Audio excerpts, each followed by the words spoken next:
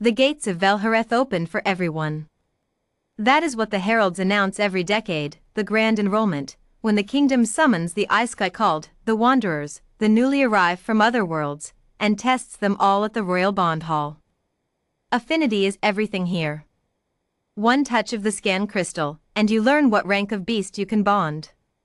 You learn whether you have a place in the Tamer Corps, the kingdom's spine, its army, its pride. Or whether you have nothing at all.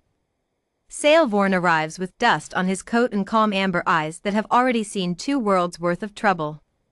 He has been in Velhareth for 3 weeks. Enough time to understand the hierarchy. S-rank tamers bond wyverns and dire lions. A rank gets you griffins and armored boars.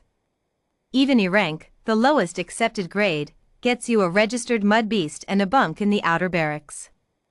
Sale has watched the corps members walk the capital's main road in their insignia-plated coats, watched how the city parts for them, watched the nobles in the upper tier look down from their balconies like the whole kingdom is arranged for their comfort. He takes his place in the enrollment line without hurry.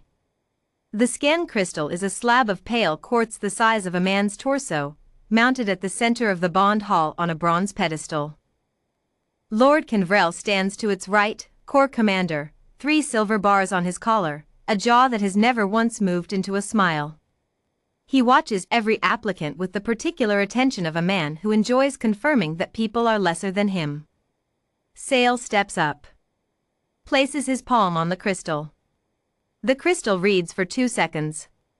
Then it dims. Not a flicker of color. No rank glow. The pale quartz goes dark, the way it only goes for one result. Bond null. The hall does not erupt, it simply exhales, and the exhale sounds almost like laughter. A null hasn't appeared at enrollment in 11 years. It is not a low rank. It is the absence of rank, the system's way of saying, you are not part of this. Lord Vrel steps forward. He does not look at Sale the way one looks at a person. He looks at him the way one checks a defective blade before discarding it.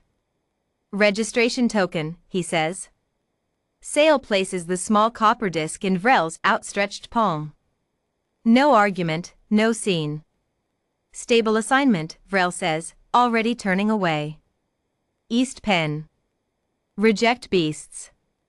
You'll muck stalls until you're useful for something, which I don't anticipate will be soon. The hall moves on. The next applicant steps up. And Sailvorn, bond null, walks to the stables at the edge of the corps compound with his hands in his pockets and his expression undisturbed, the expression of a man who has long since learned to read situations before reacting to them. The East Pen is exactly what the name suggests. The corps breeds and trains its bonded beasts in the main stables, well lit, clean, with feeding schedules posted by the hour. The East Pen is where the mistakes go. The beasts that failed to develop, that tested too low, that got injured and were deemed unworthy of the resources needed to heal them. There are 7 of them when Sale arrives. A mudcrawler with a cracked shell, half its legs dragging. A shadowfinch missing its left wing, pressed into the corner of its pen. A slatehound with cataracts over both eyes. A ridge cat with a shattered anchor claw. A bone fallow deer with one antler, shivering. A stone-molten pup, a beast that is supposed to run hot, but whose core has gone cold and dull. And in the last stall, barely visible in the dark, a void worm, the lowest class beast catalogued in the royal registry, no combat value, no utility, no reason for anyone to have brought it in at all. The stable hand who gives Sale his instructions doesn't bother making eye contact. Feed them, muck the pens, keep the noise down. Doesn't matter if one dies, write it in the log and move on. He leaves. The East Pen settles into its quiet. Sale walks the row slowly, looking at each of them. The mudcrawler watches him from the ground with one working eye. He crouches down and reaches through the pen gate, slow enough not to startle it, and touches the edge of its cracked shell. The moment his palm makes contact, something answers. Not from the mudcrawler. From somewhere inside him, a pulse, a recognition, a door clicking open in a room he didn't know existed. System, bond initiated, mudcrawler, reject class. Sovereign evolve active. Evolution chain, unlocked. Sail goes still. He reads the message a second time, then a third. Then he looks at the mudcrawler, and the mudcrawler looks back at him, and something between them settles into place like a key finding a lock that was always meant for it. Evolution path, mudcrawler tide sentinel storm sovereign. Chain sealing, unclassified. He does not rush. That is the first thing to understand about Sailvorn. He does not rush. He moves through the East Pen over the following weeks with the patience of someone who has decided that the timing of his arrival matters more than the speed of it. The mudcrawler evolves first. One morning it is crouched and broken-shelled, and by nightfall it has shed the old carapace entirely, standing taller, its legs reknit, its shell a deep ocean blue that catches the lamplight like polished stone. The tide sentinel watches sail from the center of its pen and does not require a command to stay calm, it simply is calm, a calm that mirrors his. Tide sentinel, class, unregistered. Combat rating, above A rank. Evolution available, 1,200 bond hours storm sovereign. Sail moves to the shadowfinch next. The bond activates the moment he cups it in his palms, the bird too tired to fight anything anymore. What follows is not immediate, the shadowfinch evolves slowly, over 3 nights, its missing wing regrowing in silver-black feathers that are not quite feathers, more like solidified darkness given structure. It becomes a void raptor, then 2 weeks later, a dusk sovereign, a beast the registry has no entry for, because no tamer has ever possessed one. Dusk sovereign, class, unregistered. Combat rating, above S rank. Evolution chain, stage 2 of 3. The slatehound with cataracts spawns on a Thursday afternoon. The ridge cat the following Monday.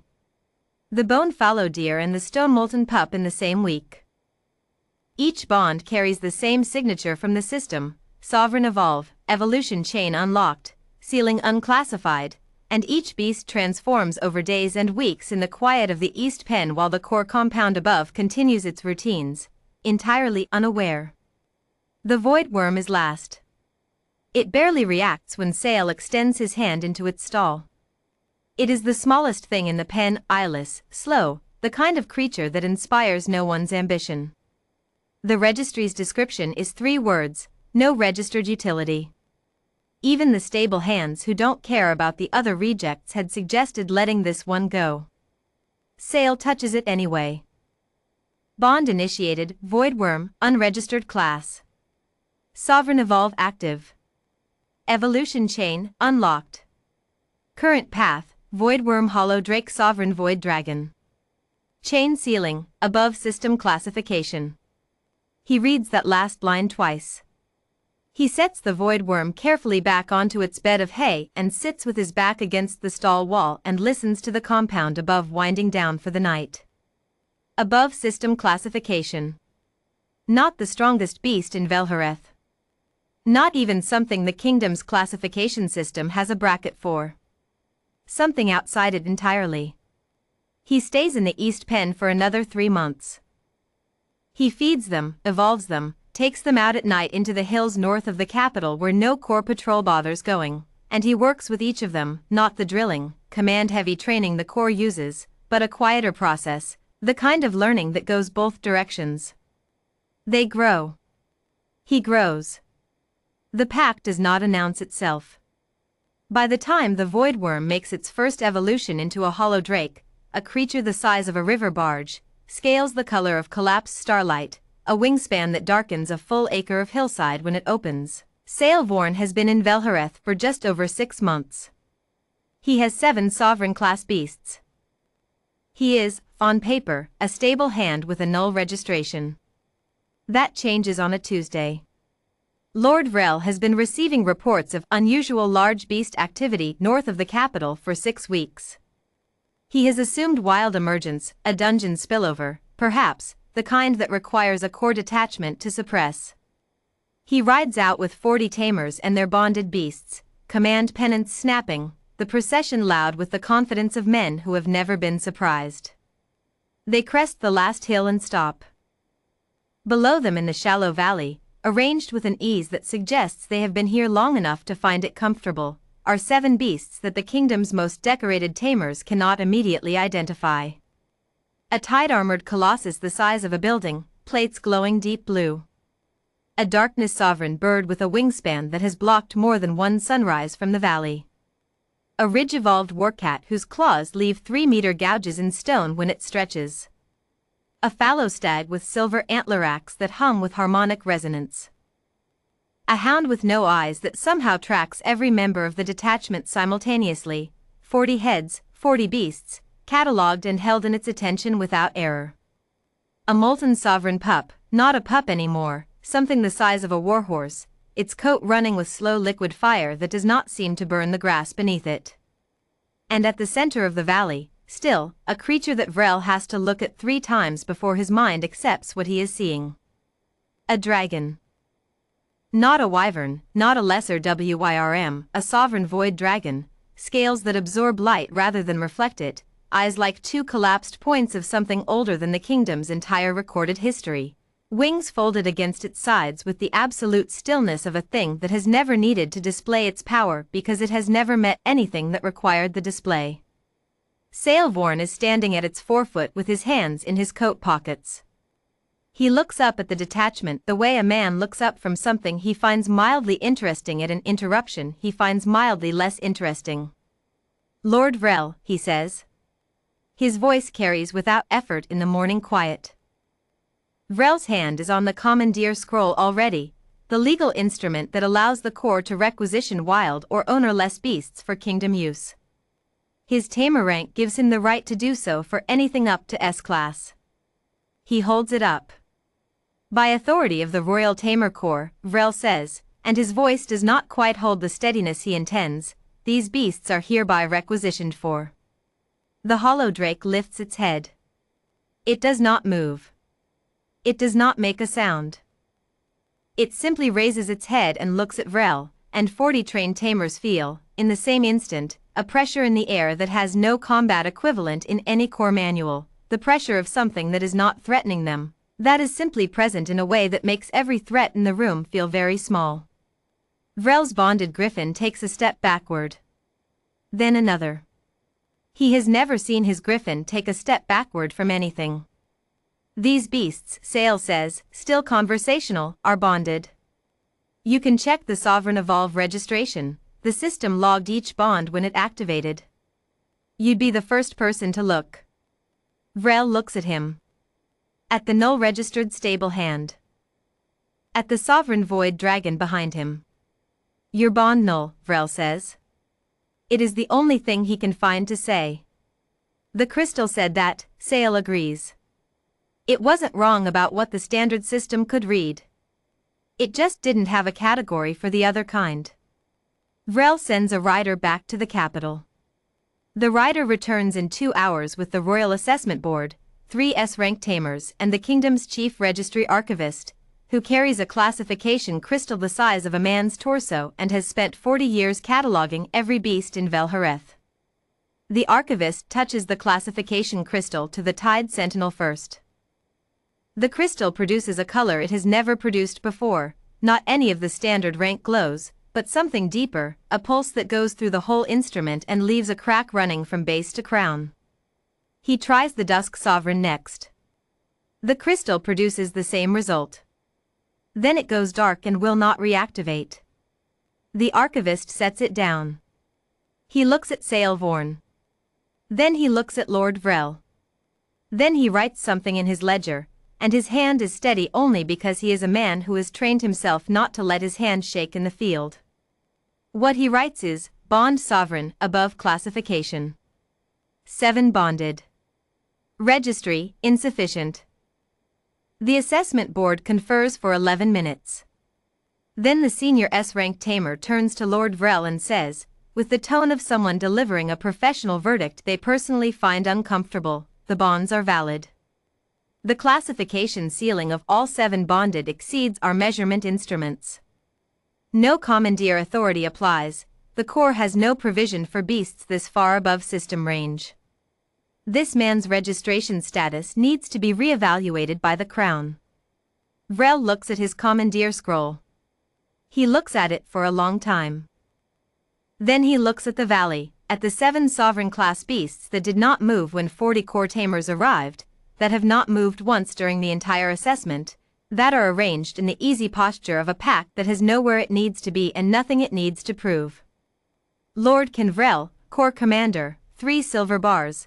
The man who took a copper registration token from an arriving Iceguy called and told him to muck stalls and not expect improvement. Lord Vrel kneels. He kneels in the valley grass, in front of his 40 tamers and the assessment board, and he does it with the specific quality of a man who understands, very precisely, that he does not have another option. Sale looks at him without particular satisfaction. He was never doing this for Vrel's kneel. He was doing it because 7 beasts in a reject pen had evolution chains that no one was ever going to give them, and it seemed like a waste to leave that alone. Get up, he says. We need to talk about the registration process. The registry's going to need new categories. 2 weeks later, the Crown's official assessment arrives. Registration status, Bond Sovereign, Unclassified Tier. Bonded count, 7, classification ceiling, above system. Core affiliation, offered, declined. Independent sovereign tamer designation, first in recorded Velhareth history. Lord Vrel's 3 silver bars are quietly reviewed. The confiscated registration token is returned, framed, with a formal letter of administrative correction, the polite language kingdoms use when they need to admit a mistake without using the word mistake. Sale reads the letter once, sets it on the table next to his dinner, and goes back to the valley, where the hollow drake is watching the sunset with the calm of a creature that has seen worse and survived better. He sits at its forefoot again, and the void dragon behind him breathes once, slow, vast, the sound of air moving past something the kingdom's instruments cannot measure, and the valley is quiet. The Bond Null stable hand is the only sovereign tamer Velhareth has ever recorded. And the pack does not kneel for anyone else.